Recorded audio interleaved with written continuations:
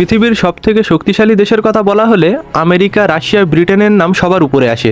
এই দেশগুলি শুধু সামরিক শক্তিতেই নয়, অর্থনীতি এবং টেকনোলজিতেও পৃথিবীর অন্য সকল দেশের থেকে এগিয়ে। কিন্তু এত শক্তিশালী দেশ হওয়া সত্ত্বেও কেন তারা বারংবার আফগানিস্তানের কাছে পরাজিত হয়েছে? আফগানিস্তানের শক্তিতে এমন কী রহস্য লুকিয়ে আছে যে বিশ্বের শক্তিধর দেশগুলি আফগানিস্তান ছেড়ে চলে যেতে বাধ্য হয়েছে? আর সবথেকে বড় প্রশ্ন হলো, ব্রিটেন, রাশিয়া, আমেরিকার মতো দেশগুলি আফগানিস্তানের এই পাহাড়ি ভূমিতে এমন কিসের সন্ধান পেয়েছিল যে তারা আফগানিস্তানকে নিজেদের নিয়ন্ত্রণে নেওয়ার জন্য বারবার আফগানিস্তানের সাথে যুদ্ধে লিপ্ত হয়েছে? চলুন জানা যাক এই সকল প্রশ্নের উত্তর আজকের এই ভিডিওতে। Afghanistan.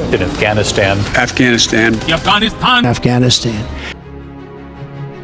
বন্ধুরা, আফগানিস্তানের মানুষ তাদের জীবনের বেশিরভাগ সময় শত্রুদের সঙ্গে যুদ্ধ লড়ে কাটিয়েছে। এই ভূমি দখলে নেওয়ার ইতিহাস যদি দেখা হয়, তাহলে আজ থেকে 2500 বছর পূর্বে 522 খ্রিস্টপূর্বাব্দে পার্সিয়ানরা এই ভূমি আক্রমণ করেছিল, কিন্তু তারা 2 বছরের বেশি এই এলাকায় নিজেদের আধিপত্য টিকিয়ে রাখতে পারেনি। এরপর 331 খ্রিস্টপূর্বাব্দে আলেকজান্ডার, যিনি কিনা অর্ধেকের বেশি পৃথিবীতে নিজের রাজত্ব বিস্তার করেছিলেন, তিনিও আফগানিস্তানের ভূমিতে আক্রমণ করেছিলেন। কিন্তু আলেকজান্ডারও 7 বছরের বেশি এখানে নিজের রাজত্ব এবং শাসনকে টিকিয়ে রাখতে পারেনি। এছাড়াও ভিন্ন ভিন্ন সময়ে মঙ্গল সাম্রাজ্যের রাজারা, শিখ সাম্রাজ্যের রাজারা, এমনকি মুঘল সাম্রাজ্যের রাজারাও আফগানিস্তান আক্রমণ করেছিলেন। কিন্তু একমাত্র মঙ্গল সাম্রাজ্যই এখানে 2 বছর রাজত্ব করতে পেরেছিল এবং শিখ আর মুঘল সাম্রাজ্য 1 বছরের মধ্যেই আফগানিস্তান ছেড়ে দিয়েছিল। যখন ব্রিটেন পুরো পৃথিবীতে নিজেদের সাম্রাজ্য বিস্তার করছিল, তখন তারা এখনকার মায়ানমার থেকে শুরু করে বাংলাদেশ, ভারত, পাকিস্তান সব নিজেদের নিয়ন্ত্রণে নিয়েছিল। সেই সময় পাকিস্তানের পাশে অবস্থিত এই ছোট্ট দেশ আফগানিস্তানের দখল নেওয়ার জন্য আফগানিস্তানের উপর 3 বার আক্রমণ করেছিল, কিন্তু তারা একবারও সফল হতে পারেনি। 1979 সালে সোভিয়েত ইউনিয়ন অর্থাৎ রাশিয়া আফগানিস্তানকে নিজেদের নিয়ন্ত্রণে নেওয়ার চেষ্টা করেছিল, যার কারণে তারা আফগানিস্তানের সাথে 9 বছর যুদ্ধ করে। কিন্তু আফগানিস্তানের যোদ্ধাদের প্রতিরোধের মুখে রাশিয়াকেও এখান থেকে সৈন্য প্রত্যাহার করতে হয়। সেই সময় রাশিয়া এবং আমেরিকার মধ্যে গৃহযুদ্ধ চলছিল। এই পরিস্থিতিতে রাশিয়া আফগানিস্তান থেকে নিজেদের সেনা প্রত্যাহার করলে বিশ্বজুড়ে রাশিয়ার মর্যাদা কমে যায়। রাশিয়ার সেনারা আফগানিস্তান ছাড়ার মাত্র 12 বছর পর 2001 সালে আমেরিকা আফগানিস্তানের উপর আক্রমণ করে। কিন্তু সবথেকে আশ্চর্যের কথা হলো, এই আক্রমণ শুধু আমেরিকা একা নয়, ন্যাটোর অন্তর্ভুক্ত সকল দেশ মিলে করেছিল। একদিকে Britain, Canada, Australia, Germany, France, Denmark আর পোল্যান্ডের মতো শক্তিশালী দেশ 13টি ছিল, আর অপরদিকে আফগানিস্তান এদের সকলের বিরুদ্ধে একাই যুদ্ধ লড়ছিল। আফগানিস্তানে তালিবানের বিরুদ্ধে আমেরিকান সেনারা 20 বছর যুদ্ধ অব্যাহত রাখে, কিন্তু এই যুদ্ধে তারা কোনো বড় সফলতা পায় না। শেষে পরিস্থিতি এমন হয়ে যায় যে আমেরিকার সেনাবাহিনীদের আফগানিস্তান থেকে ফেরত নিয়ে যাওয়ার জন্য তালিবানের সাথে চুক্তিতে বসতে হয়। বিশেষজ্ঞদের মতে 20 বছরের যুদ্ধের পরেও আমেরিকার সেনাবাহিনীরা আফগানিস্তানের মাত্র 15% ভূমিকে নিজেদের নিয়ন্ত্রণে নিতে পেরেছিল। আফগানিস্তান দেশটি ফ্রান্সের থেকে সামান্য বড়, কিন্তু এর জনসংখ্যা আমেরিকার ক্যালিফোর্নিয়া রাজ্যের থেকেও কম।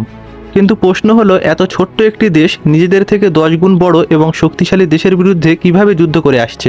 এর অনেক উত্তর আছে, যার মধ্যে প্রথম উত্তর হলো আফগানিস্তানের মানচিত্র।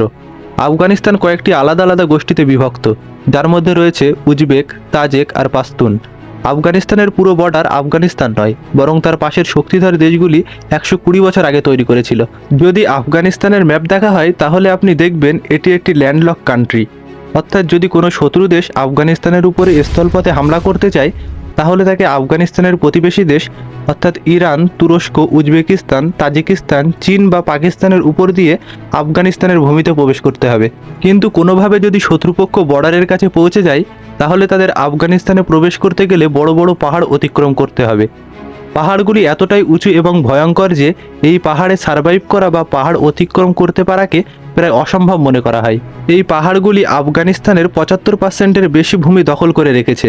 যদি সম্পূর্ণ দেশের কথা বলা হয়, তাহলে আফগানিস্তানের 50%-এর বেশি ভূমি 2000 কিলোমিটার উচ্চতায় অবস্থিত। এই পাহাড়গুলি আফগানিস্তানকে একটি সম্পূর্ণ প্রাকৃতিক পাঁচিল হিসেবে সুরক্ষা দেয়। এই পাহাড়গুলি বিদেশি শক্তির কাছে অপরিচিত হলেও আফগানিস্তানের বাসিন্দারা এই পাহাড়ের সাথে খুব ভালোভাবেই পরিচিত। যখন রাশিয়া আফগানিস্তানের উপর আক্রমণ করেছিল, তখন আফগানিস্তানের সেনারা পাহাড়ের উপর থেকে রাশিয়ার কামান এবং সৈন্যদের উপরে হামলা করে পাহাড়ের বড় বড় পাথরের আড়ালে লুকিয়ে পড়ত। তারা এই পদ্ধতিতে এমনভাবে হামলা করত যে শত্রুপক্ষের জন্য তাদের খুঁজে বার করা অসম্ভব ছিল। আবার কোনো কোনো সময় আফগানিস্তানের সেনারা সম্পূর্ণ রাস্তাকেই বোমা বিস্ফোরণ করে ধ্বংস করে দিত, যার ফলে রাশিয়ার সেনারা কয়েক মাস সামনে এগোতে পারত না। একদিকে যেমন এই সমস্ত পাহাড় শত্রুপক্ষ থেকে আফগানিস্তানকে সুরক্ষিত রাখে, অপরদিকে এই পাহাড়ের কারণেই আফগানিস্তানের একটি শহর থেকে অন্য শহরে জিনিসপত্র সরবরাহ করতে বহু সমস্যার সম্মুখীন হতে হয়। আফগানিস্তানের বিভিন্ন শহরে আলাদা আলাদা গোষ্ঠীর মানুষ বসবাস করে, কিন্তু বিপদে ঘেরা পাহাড়ি রাস্তা এবং বড় বড় পাহাড়ের কারণে এই সমস্ত গোষ্ঠীর নিজেদের মধ্যে যোগাযোগ বেশিরভাগ সময়ই ছিন্ন থাকে। যেহেতু আফগানিস্তানের একটি শহর থেকে আরেকটি শহরে যাওয়া খুবই বিপজ্জনক, তাই এই সমস্ত গোষ্ঠীরা নিজস্ব আলাদা আলাদা আইন তৈরি করে রেখেছে এবং নিজেদের রক্ষার কাজ তারা নিজেরাই করে। এই কারণে আফগানিস্তানের কেন্দ্রীয় সরকার এই সমস্ত গোষ্ঠীর এলাকার ব্যাপারে তেমন আগ্রহী নয়। আর এটি খুবই স্বাভাবিক যে আফগানিস্তানের কেন্দ্রীয় সরকার যে সমস্ত এলাকায় নিজেদের শাসন পরিচালনা করতে পারেনি, সেখানে কোনো শত্রুপক্ষের সৈন্যরা এসে কিভাবে নিজেদের রাজত্ব পরিচালনা করবে।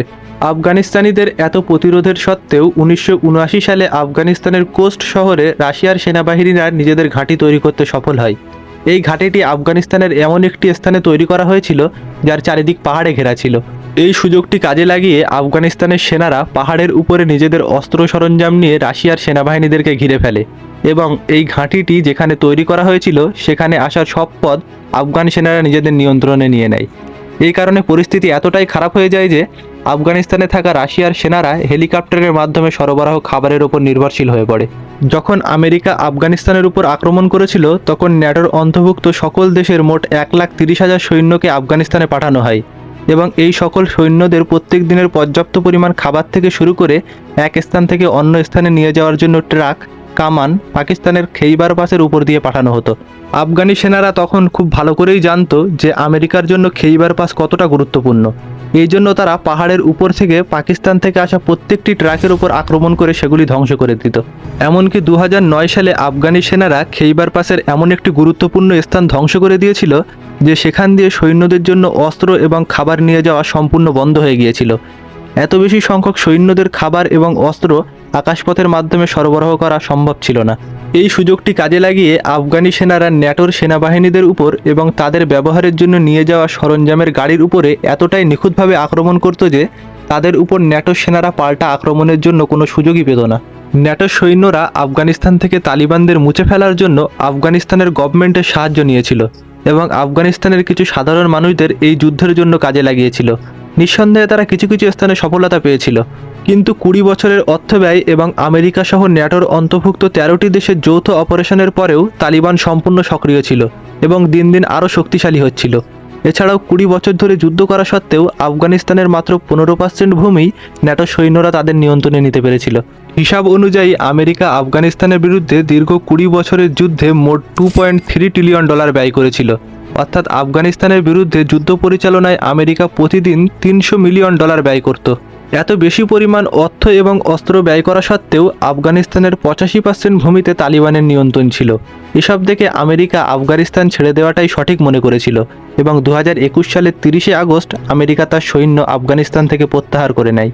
এখনও পর্যন্ত আমরা জানলাম আফগানিস্তানিরা কিভাবে শত্রুপক্ষের মোকাবিলা করে নিজেদের অস্তিত্ব টিকিয়ে রেখেছে, কিন্তু প্রশ্ন হলো আফগানিস্তানে এমন কি আছে যার কারণে বিশ্বের বড় বড় শক্তিধর দেশগুলি আফগানিস্তানকে নিজেদের নিয়ন্ত্রণে নিতে চায়।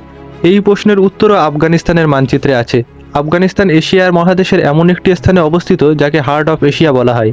সেন্ট্রাল এশিয়া, সাউথ এশিয়া এবং মিডল ইস্টের সংযোগ বজায় রাখার জন্য আফগানিস্তানের পরিস্থিতি নিয়ন্ত্রণে থাকা জরুরি।